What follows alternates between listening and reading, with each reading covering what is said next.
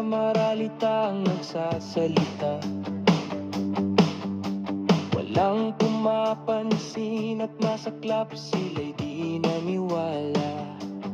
Parang asong tumatahol sa tatas upang buwan ay bumaba, o nagtatalumpati na parang isang pipi na makata. Iba na nga ang mga mayaman at makapangyarihan na palaging umaabuso at taumbayan ng pinahirapan. Kunin ang lahat, lupa, pera at kaban ng bayan.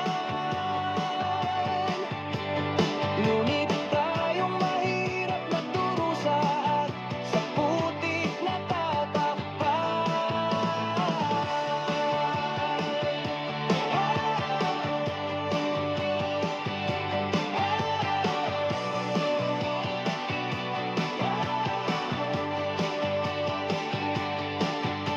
Tayo, mga Pilipino, ang pag-asa sa ating bayan. Isang pangaral ni Pepe na binilanggo sa dapitan. Dala niya ang ilo para sa lahat ng mga mamamayan, upang bansa natin ay yumabong at yumaman. Dapat siguro tayo ay magising na sa katotohanan. Walang makatutulong sa atin kundi tayo rin lang.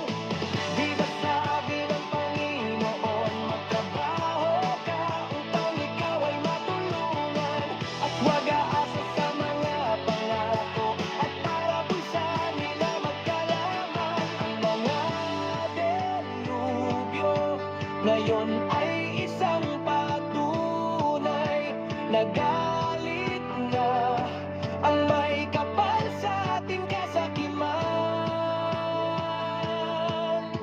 Sana tayong lahat ay magising na sa katotohanan.